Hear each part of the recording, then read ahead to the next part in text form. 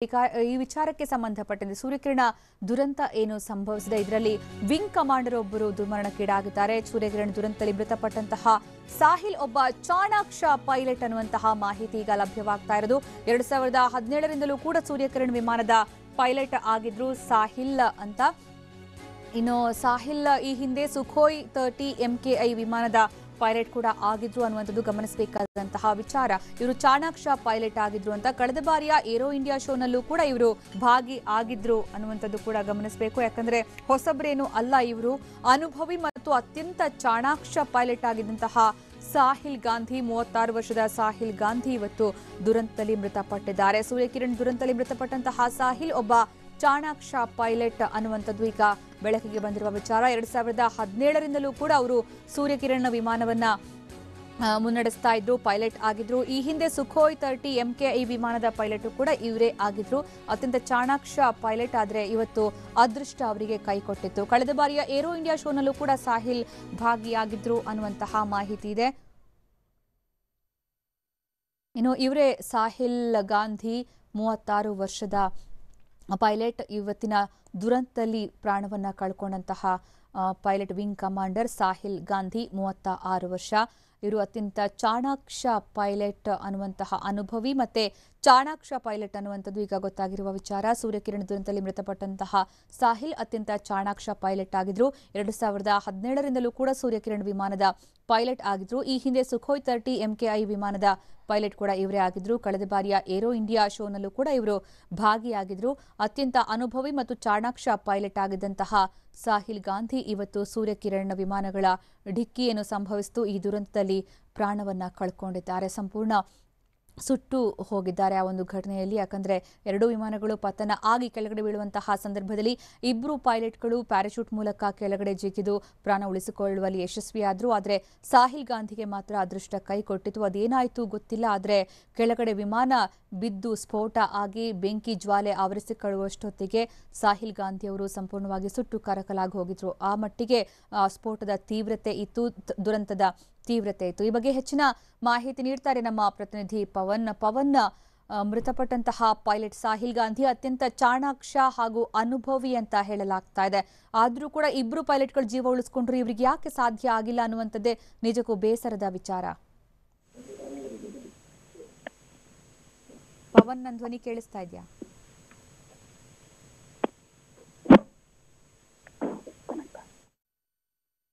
ಪವನ್, ನನ್ನ ಧ್ವನಿ ಕೇಳಿಸ್ತಾ ಇದೆಯಾ?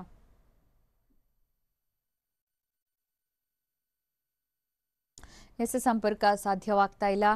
ನಿಜಕ್ಕೂ ಇದು ಬೇಸರದ ಸಂಗತಿ. ಮೃತಪಟ್ಟಂತಹ ಪೈಲಟ್ ಸಾಹಿಲ್ ಗಾಂಧಿ ಅತ್ಯಂತ ಚಾಣಾಕ್ಷ ಮತ್ತೆ ಅನುಭವಿ. ಆದ್ರೂ ಕೂಡ ಅವರು ಈ ಸಂದರ್ಭದಲ್ಲಿ ಪ್ರಾಣವನ್ನು ಉಳಿಸ್ಕೊಳ್ಳೋಕ್ಕಾಗಲಿಲ್ಲ ಅನ್ನುವಂಥದ್ದು.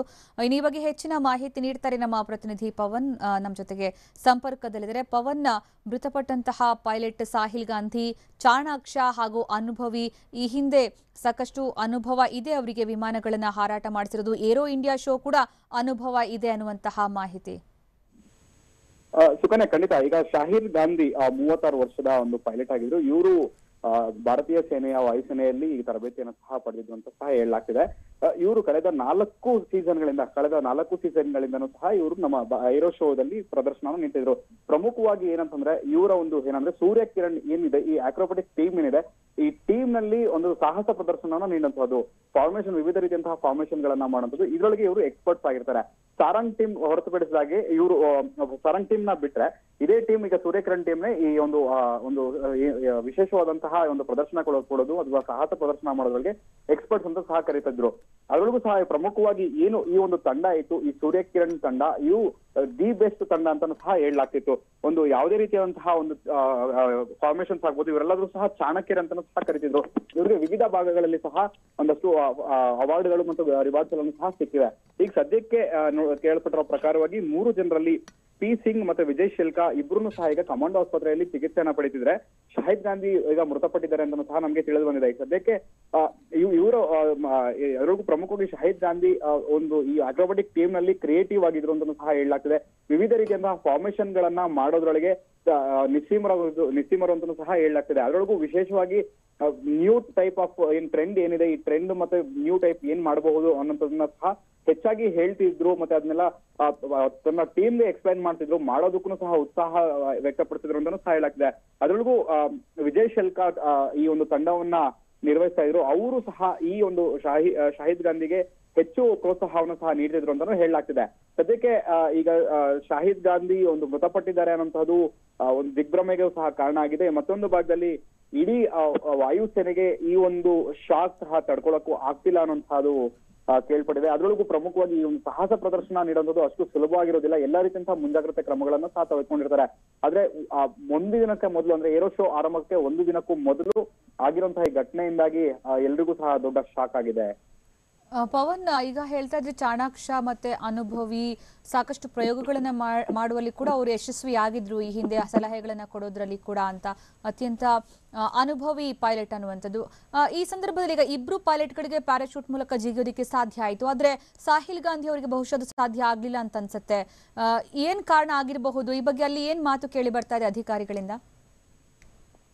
ಸುಕನ್ಯಾ, ಸದ್ಯಕ್ಕೆ ಈಗ 3 ಜನ ಏನು ಪೈಲಟ್ಗಳು ಇವತ್ತು ಸಾಹಸ ಪ್ರದರ್ಶನ ಮಾಡೋದಕ್ಕೆ ತಯಾರಿಗಳನ್ನ ನಡೆಸ್ಕೊಳ್ತಾ ಇದ್ದು, ಇದರಲ್ಲಿ ತಾಂತ್ರಿಕ ದೋಷ ಆಗಿತ್ತು ಅಥವಾ ಡಿಕ್ಕಿ ಹೊಡೆದಿರೋದು ಸರಿಯಾದಂತಹ ಮಾಹಿತಿ ಇನ್ನಷ್ಟು ಸಿಗ್ಬೇಕಿದೆ. ಆದ್ರೆ ಈ ಸದ್ಯಕ್ಕೆ ಬಂದಿರುವಂತಹ ಮಾಹಿತಿಯ ಪ್ರಕಾರವಾಗಿ ಇವರು ಮೂವರೂ ಏನು ಸೇಫ್ ಇಜೆಕ್ಟ್ ಆಗ್ಬೇಕಾಗಿತ್ತು. ಸೇಫ್ ಇಜೆಕ್ಟ್ ಅಲ್ಲಿ ಕೇವಲ ಇಬ್ಬರು ಮಾತ್ರ ಸೇಫ್ ಇಜೆಕ್ಟ್ ಆಗಿದ್ದಾರೆ ಅಂತ ಕೇಳ್ಪಟ್ಟಿದೀವಿ. ಆದ್ರೆ ಶಾಹಿದ್ ಗಾಂಧಿ ಸೇಫ್ ಇಜೆಕ್ಟ್ ಆದ್ರ ಇಲ್ವಾ ಅನ್ನೋಂಥದ್ದು ಇನ್ನಷ್ಟೇ ತಿಳಿಬೇಕಿದೆ. ಆದ್ರೆ ಸದ್ಯಕ್ಕೆ ಈ ಒಂದು ತನಿಖೆ ಏನಿದೆ, ಈ ತನಿಖೆ ನಡಿಬೇಕಿದೆ. ತನಿಖೆ ನಡೆದ ನಂತರವಷ್ಟೇ ನಮ್ಗೆ ಸಂಪೂರ್ಣವಂತ ಮಾಹಿತಿ ಸಿಗುತ್ತೆ. ಅಲ್ಲಿಯವರೆಗೂ ಈಗ ಇದಕ್ಕೆ ಸಂಪೂರ್ಣವಾದ ಕಾರಣ ಏನು ಅನ್ನೋದು ಇನ್ನೂ ಗೊತ್ತಿಲ್ಲ. ಈಗ ಬ್ಲಾಕ್ ಬಾಕ್ಸ್ ಅಂತ ಏನ್ ಕರಿತೀವಿ, ಇದು ವಿಮಾನದಲ್ಲಿರುವಂತಹ ಬ್ಲಾಕ್ ಬಾಕ್ಸ್ ಅನ್ನ ಸಂಗ್ರಹಣೆ ಮಾಡಿದ್ದಾರೆ. ಈಗ ಅದನ್ನ ತನಿಖೆ ಅದರಲ್ಲಿರುವಂತಹ ಏನ್ ಡೇಟಾ ಇದೆ ಅದರ ಡೇಟಾನೆಲ್ಲನೂ ಸಹ ಪರಿಶೀಲನೆ ಮಾಡಲಾಗುತ್ತೆ. ಪರಿಶೀಲನೆ ಬಳಿಕ ಗೊತ್ತಾಗಬಹುದು ಏನಾಗಿದೆ, ಏನಾಗ್ತಿತ್ತು ಅನ್ನೋದನ್ನು ಸಹ ಗೊತ್ತಾಗ್ಬೇಕಾಗತ್ತೆ. ಸುಕನ್ಯಾ. ಎಸ್ ಪವನ್, ಸಾಹಿಲ್ ಗಾಂಧಿ ಎಲ್ಲಿಯವರು ಅನ್ನೋದ್ರ ಬಗ್ಗೆ ಏನಾದ್ರು, ಅವ್ರ ಹಿನ್ನೆಲೆ ಬಗ್ಗೆ ಏನಾದ್ರು ಮಾಹಿತಿ ಎಕ್ಸ್ಟ್ರಾ ಲಭ್ಯ ಆಗಿದೆಯಾ? ಸುಕನ್ಯಾ, ಸದ್ಯಕ್ಕೆ ಮಾಹಿತಿ ಇನ್ನು ಯಾವುದು ಬಹಿರಂಗ ಆಗ್ಲಿಲ್ಲ. ಸದ್ಯಕ್ಕೆ ಈಗ ಹೇಳ್ಬೇಕಂದ್ರೆ ಪ್ರಮುಖವಾಗಿ ಸೂರ್ಯಕಿರಣ್ ತಂಡ ಸಂಪೂರ್ಣವಾಗಿ ಕರ್ನಾಟಕದಲ್ಲೇ ಇವರು ಇದ್ದವರು, ಎಲ್ಲರೂ ಸಹ ಕರ್ನಾಟಕದಲ್ಲೇ ಕೆಲಸ ಮಾಡ್ತಿದ್ರು ಅಂತ ಒಂದು ಮಾಹಿತಿ ಇರೋದು. ಅದನ್ನ ಹೊರತುಪಡಿಸಾಗಿ ಈ ವಿಂಗ್ ಕಮಾಂಡರ್ ಗಳಾಗ್ಬೋದು ಅಥವಾ ಪೈಲಟ್ ಗಳಾಗ್ಬೋದು ಯಾರ್ಯಾರು ಎಲ್ಲಿಂದ ಬಂದಿದ್ದಾರೆ ಅನ್ನೋದು ಇನ್ನಷ್ಟೇ ಮಾಹಿತಿ ಸಿಗ್ಬೇಕಿದೆ. ಸದ್ಯಕ್ಕೆ ಈ ಎಲ್ಲರೂ ಸಹ ಕರ್ನಾಟಕದಲ್ಲೇ ಇದ್ದು ಕರ್ನಾಟಕದಲ್ಲೇ ಟ್ರೈನಿಂಗ್ ಅನ್ನ ಮಾಡ್ತಿದ್ರು, ಕರ್ನಾಟಕದಲ್ಲಿಂದನೇ ಅವರು ಎಲ್ಲ ಪ್ರದರ್ಶನಗಳಿಗೂ ತೆರಳುತ್ತಿದ್ರು ಅಂತ ಮಾಹಿತಿ ಇದೆ. ಈಗ ಸದ್ಯಕ್ಕೆ ಯಾರ್ಯಾರು ಎಲ್ಲೆಲ್ಲಿಂದ ಬಂದಿರ್ತಾರೆ ಮತ್ತೆ ಅವರ ಹಿನ್ನೆಲೆ ಏನು ಅವೆಲ್ಲನೂ ಸಹ ಡಿಫೆನ್ಸ್ ಇಂದ ಇನ್ನಷ್ಟೇ ಸಿಗ್ಬೇಕಿದೆ. ಸುಕನ್ಯಾ, ಇನ್ನಿಬ್ಬರ ಸ್ಥಿತಿ ಹೇಗಿದೆ ಪವನ್? ಈ ಬಗ್ಗೆ ಲೇಟೆಸ್ಟ್ ಅಪ್ಡೇಟ್ ಏನಿದೆ? ಸದ್ಯಕ್ಕೆ ಸುಕನ್ಯಾ, ಏರ್ಫೋರ್ಸ್ ಓಲ್ಡ್ ಏರ್ಪೋರ್ಟ್ ರಸ್ತೆಯಲ್ಲಿರುವಂತಹ ಕಮಾಂಡೋ ಆಸ್ಪತ್ರೆಯಲ್ಲಿ ಈಗ ಚಿಕಿತ್ಸೆಯನ್ನ ನೀಡಲಾಗ್ತಿದೆ. ಪಿ ಸಿಂಗ್ 31 ವರ್ಷ ಮತ್ತು ವಿಜಯ್ ಶೆಲ್ಕಾ 41 ವರ್ಷ ಇಬ್ಬರು ಸಹ ಪೈಲಟ್ಗಳು. ಇವರಿಬ್ಬರಿಗೂ ಸಹ ತೀವ್ರವಾಗಿ ಗಾಯಗಳಾಗಿದ್ದಾರೆ. ಸೊ ಹೀಗಾಗಿ ಇಬ್ಬರನ್ನು ಕಮಾಂಡೋ ಆಸ್ಪತ್ರೆಯಲ್ಲಿ ಚಿಕಿತ್ಸೆಯನ್ನ ನೀಡ್ತಿದ್ದಾರೆ. ಈ ಕಮಾಂಡೋ ಆಸ್ಪತ್ರೆಯಲ್ಲಿ ಈಗ ಸದ್ಯಕ್ಕೆ ಎಲ್ಲಾ ವಿವಿಧ ಇಲಾಖೆಗಳ ಮುಖ್ಯಸ್ಥರು ಸಹ ಈಗಾಗಲೇ ಅಲ್ಲಿ ಬೀಡು ಬಿಟ್ಟಿದ್ದಾರೆ. ಹಿರಿಯ ಸೇನಾಧಿಕಾರಿಗಳು ಸಹ ಬೀಡು ಬಿಟ್ಟಿದ್ದಾರೆ. ಆಸ್ಪತ್ರೆಯ ಸಿಬ್ಬಂದಿಗಳು ಹೇಳುವಂತ ಪ್ರಕಾರವಾಗಿ ಮತ್ತೆ ಮೂಲಗಳ ಮಾಹಿತಿ ಪ್ರಕಾರವಾಗಿ ಇಬ್ಬರಿಗೂ ಸಹ ತಲೆಗೆ ತೀವ್ರವಾದಂತಹ ಪೆಟ್ಟು ಬಿದ್ದಿದೆ ಅನ್ನೋ ನಿಟ್ಟಿನಲ್ಲಿ ಈಗ ಇಬ್ಬರಿಗೂ ಸ್ಕ್ಯಾನಿಂಗ್ ಸಿಟಿ ಸ್ಕ್ಯಾನಿಂಗ್ ಅನ್ನ ಮಾಡೋದಕ್ಕೆ ಈಗ ಕರ್ಕೊಂಡು ಹೋಗಿದ್ದಾರೆ ಅಂತ ಸಹ ಹೇಳಲಾಗ್ತದೆ. ಮಧ್ಯಾಹ್ನ ಸುಮಾರು ಘಟನೆ ನಡೆದ ಕೂಡಲೇ ಅವರನ್ನ ಆಸ್ಪತ್ರೆಗೆ ದಾಖಲು ಮಾಡ್ತಾರೆ. ಸುಮಾರು 2 ಗಂಟೆ ಅಷ್ಟೊತ್ತಿಗೆ ಎಲ್ಲನೂ ಸಹ ಇವರಿಗೆ ಆಸ್ಪತ್ರೆಯಲ್ಲಿ ದಾಖಲು ಪಡಿಸ್ತಾರೆ. ನಂತರ ಮಧ್ಯಾಹ್ನ 1:58ಕ್ಕೆ ಏರ್ ಲಿಫ್ಟ್ ಮಾಡೋ ಮುಖಾಂತರವಾಗಿ ASC ಸೆಂಟರ್ ಅಂದ್ರೆ ಆರ್ಮಿ ಸರ್ವಿಸ್ ಕೋರ್ ಸೆಂಟರ್ ಏನಿದೆ ಕಮಾಂಡೋ ಆಸ್ಪತ್ರೆ ಎದುರುಗಡೆ ಇರುವಂತಹ ಅಲ್ಲಿ ಆರ್ಮಿ ಸರ್ವಿಸ್ ಕೋರ್ ನ ಭಾಗದಲ್ಲಿ ಇವತ್ತೊಂದು ಏರ್ ಲಿಫ್ಟ್ ಅಲ್ಲಿ ಏರ್ ಡ್ರಾಪ್ ಮಾಡ್ತಾರೆ. ಅಲ್ಲಿಂದ ಆಸ್ಪತ್ರೆಗೆ ಕೂಡಲೇ ಕಳಿಸ್ಕೊಡ್ತಾರೆ ಈ ಕಮಾಂಡೋ ಆಸ್ಪತ್ರೆಗೆ. ನಂತರ ಅಲ್ಲಿ 1:58ಕ್ಕೆ ಚಿಕಿತ್ಸೆ ಆರಂಭ ಆಗುತ್ತೆ. 1:58ರಿಂದ ಚಿಕಿತ್ಸೆ ನಡೀತಾನೆ ಇದೆ. ಸದ್ಯಕ್ಕೆ ಇಬ್ಬರೂ ಸಹ ಪ್ರಾಣಾಪಾಯದಿಂದ ಪಾರಾಗಿದ್ದಾರೆ ಅಂತ ಹೇಳಲಾಗ್ತಿದೆ. ಸದ್ಯಕ್ಕೆ ಚಿಕಿತ್ಸೆ ಸಹ ನಡೀತಿದೆ. ಬ್ರೈನ್ ಏಟಾಗಿದೆಯಾ, ಹೆಡ್ ಇಂಜುರಿ ಆಗಿರೋದ್ರ ಹಿನ್ನೆಲೆಯಲ್ಲಿ ಅವ್ರಿಗೆ ಸಿಟಿ ಸ್ಕ್ಯಾನ್ ಎಲ್ಲ ಮಾಡ್ಲಾಗ್ತಿದೆ. ನಂತರ ಮತ್ತಷ್ಟು ಹೆಚ್ಚಿನ ಚಿಕಿತ್ಸೆಯನ್ನ ನೀಡಲಾಗುತ್ತೆ. ಈಗಾಗಲೇ ನುರಿತ ತಜ್ಞರು ಸಹ ಕಮಾಂಡೋ ಆಸ್ಪತ್ರೆಯಲ್ಲಿರುವಂತಹ ನುರಿತ ತಜ್ಞರು ಸಹ ಇವರನ್ನ ಚಿಕಿತ್ಸೆಯನ್ನು ಸಹ ನೀಡಲಾಗ್ತಿದೆ. ಸ್ಥಳಕ್ಕೆ ಪೊಲೀಸರನ್ನು ಸಹ ನಿಯೋಜನೆ ಮಾಡಲಾಗಿದೆ. ಜೊತೆಯಲ್ಲಿ ಬಿಗಿ ಭದ್ರತೆಯೂ ಸಹ ಇದೆ. ವಾಯುಸೇನೆಯ ವಿವಿಧ ಅಧಿಕಾರಿಗಳು ಸಹ ಅಲ್ಲೇ ಇದ್ದಾರೆ. ಎಲ್ಲರೂ ಅಂದ್ರೆ ಜೊತೆಲಿ ಇಬ್ಬರ ಒಂದು ಸ್ನೇಹಿತರು ಏನಿದ್ದಾರೆ, ಇಬ್ಬರ ಸ್ನೇಹಿತರು ಸಹ ಅಲ್ಲೇ ಇದ್ದಾರೆ.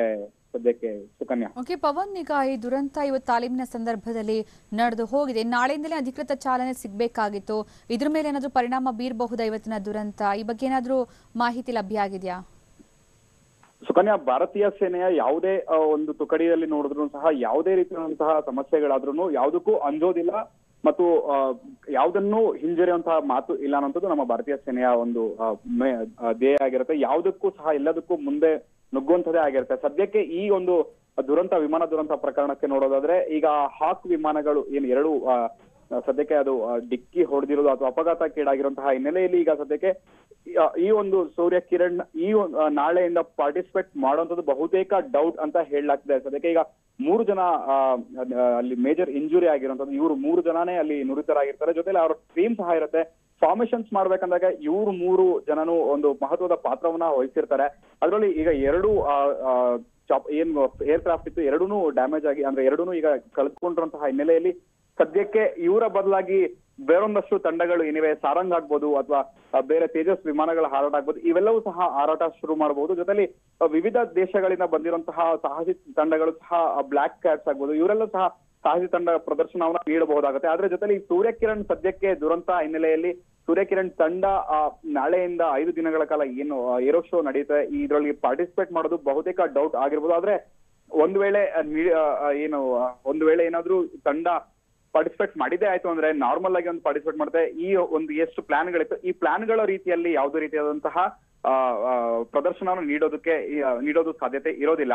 ಸದ್ಯಕ್ಕೆ ಸೂರ್ಯಕಿರಣ್ ಒಂದು ದೊಡ್ಡ ತಂಡನೇ ಇತ್ತು. ಈ ತಂಡ ಈ ವರ್ಷ ಪ್ರದರ್ಶನವನ್ನ ಮಿಸ್ ಮಾಡಬಹುದು ಅನ್ನೋಂಥದ್ದು ಇದೆ. ಕೇವಲ ಒಂದು ಗೌರವ ಸಮರ್ಪಣೆಗೋಸ್ಕರವಾಗಿ ಅವರಲ್ಲಿ ಇರುವಂತಹ ತಂಡ ಮಾತ್ರ ಸಣ್ಣ ಪುಟ್ಟ ಯಾವ್ದಾದ್ರು ಫಾರ್ಮೇಶನ್ಸ್ ಅನ್ನ ತೋರಿಸುವ ಮುಖಾಂತರವಾಗಿ ಒಂದು ಗೌರವ ಸೂಚನೆಯನ್ನು ಸಹ ನೀಡುವಂತ ಸಾಧ್ಯತೆ ಇದೆ. ಸುಕನ್ಯಾ, ಧನ್ಯವಾದ ಪವನ್.